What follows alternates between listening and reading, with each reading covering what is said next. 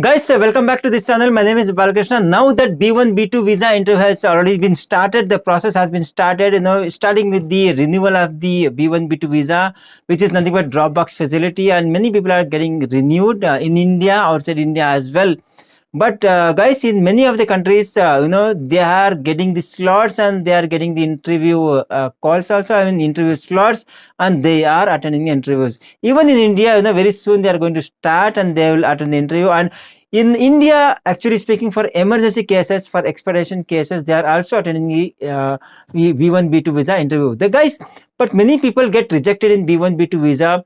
And do you know that what is the main reason? Nobody is going to tell what is the reason behind the of your rejections. So today I'm going to share with you top 5 rejections, top 5 rejection reasons for B1, B2 visa. So let's start one by one. Tired of watching many YouTube videos on visa tips but still not satisfied? I will help you with my experience and knowledge. Subscribe my channel for regular videos.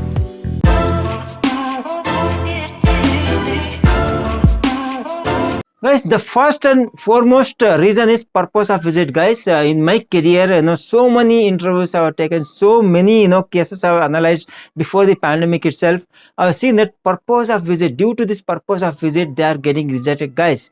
So they will ask you, either first question or maybe after 2-3 questions, they will ask you mandatorily, what is your purpose of visit to United States, right? So you need to tell.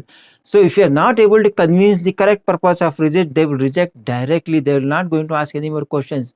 So your purpose of visit should be very, very genuine and legitimate and the strong reason, guys. Example, clear cut, you can say you're going for a tourism purpose. If you say tourism purpose, that's very not important, but very clear manner you have to say, yes, I'm going for a tourism purpose. It was a dream for me. I'm going to United States. I'm going to visit 4-5 places. These are the 4-5 places. Clear cut, as if that prepared, you are ready to go to US. It's not just came for applying the visa. So clear cut. So this is one of the reason. But second reason, that if you're going for a business visit something, you need to tell what is your role there, why you're going as a business visit. Are you going to meet somebody and come back?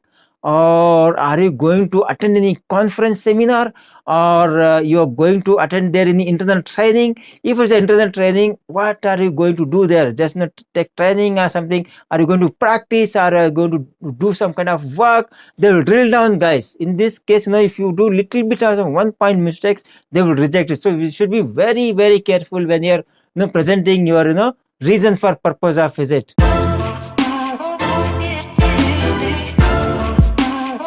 So guys, one more second reason, guys, if you are unable to convince the consulate officer, nothing but visa officer, the importance of you going to USA, that may be personal reason or maybe business reason, guys.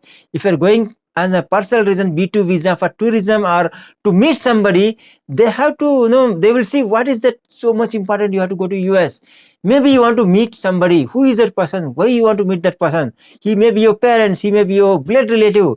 In this case, you can see something very important. So there is a reason, strong reason. Or if you are saying that you just want to meet my friend, something that is not so important, so it may get rejected. Or if you're saying that you need to attend somebody's take care of somebody medically unfit, or you want to attend marriage of your blood relative, maybe brother, sister, somebody, or a son. So that is very, very important. So I'm just giving the example. And if you're going on a B1 visa, nothing but business, so here also you have to show your importance. Boss, yeah, you're going for a business visit. Is it so important for you? What else? What if you're not going for to US for the team what do you call it, meeting or conference? Is a business going to lose? So you have to show your importance being going to the US, guys.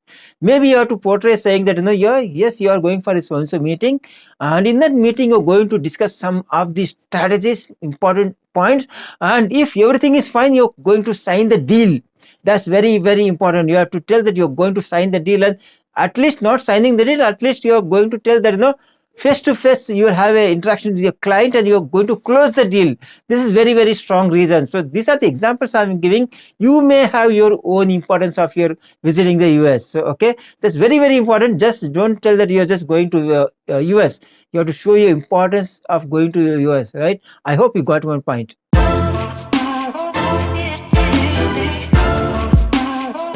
guys, third reason of rejections is ties to home country. If you are unable to convince that good ties to home countries, then you are likely to get rejected, guys. In the sense, they will see will you come back to your home country? Example, if you're going from India to US, are you coming back to India? They will see. So see each and every officer, they will think that you are a potential immigrant. You are going to stay in US. You are not going to come back. So you need to convince them that you are going to come back. How? You have to show your ties to your home country. Example, you need to tell them that they will ask. You don't have to tell. They will ask themselves. Do you have a family? Yes, you have to tell if you have a family. Spouse, immediate family, nothing but children or mother, father, brother, sister, anybody.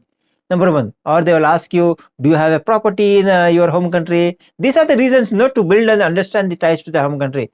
Then you have to say if you have any property or investment in India.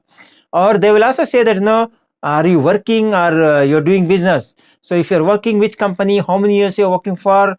They will try to see that, how stable you are, you will come back to your home country or not. If you have a business, what kind of business, how many years you are running. So that means, see, if you have a stable job and if you have a business, if you're doing from 5 to 10 years, definitely you're not going to leave your home country and settle in US, right? These are the reasons they will try to understand. And if they get convinced one reason that, okay, boss, you're going to US just for some visits and to tourism will come back, then they'll approve it. So it's very, very important that you build up the ties to your home country. Very, very important point.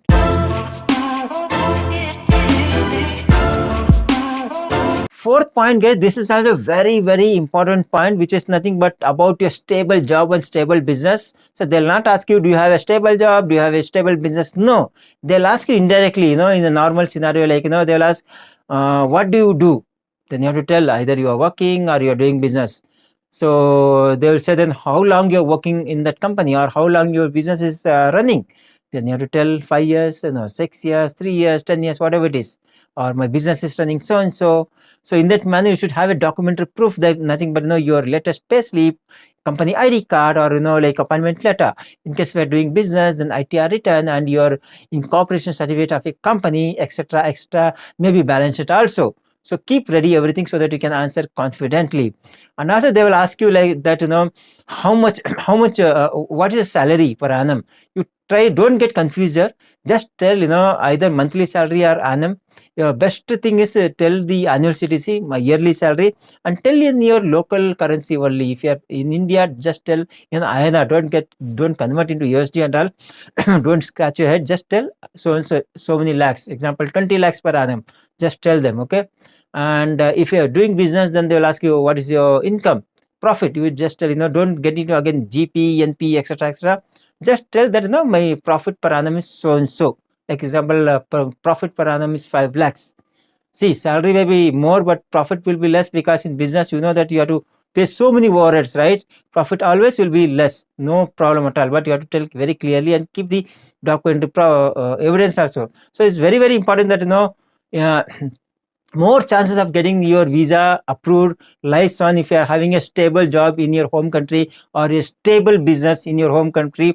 When it's a stable job from few years and plus regular income, this shows that you already have a stable job, a stable business, and you are earning a good amount of money here. Then why there is no reason that you will go in such a job in US, right? You won't stay back. That's what they want to try to understand. So this is very, very important reason. And so I would suggest any new person just without any, just out of college, don't apply for B1 B2 visa, likely get rejected unless if you are a millionaire, you are a son of millionaire, then you can convince that you are going for a study or look for a college, just to roam around.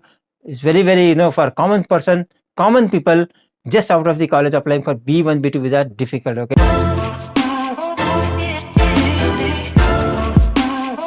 And fifth point, guys, fifth reason, and I'm giving this fifth reason for rejection. Very, very, very important. Travel history. Your travel history. Don't get confused. So many people will tell that before applying US visa, you have to build your travel history. Your travel history should be good. At least you have to visit 2-3 countries. I don't believe in that. Okay, I have seen so many people. So many visa got approved. Fresh passport, no travel history. When I'm saying travel history here, that's something different. I will tell you in this video now. But this is one of the reason to get rejected. If your travel history is bad, your visa might get rejected. You have to keep your travel history clean. When I say you have to keep your travel history clean, how?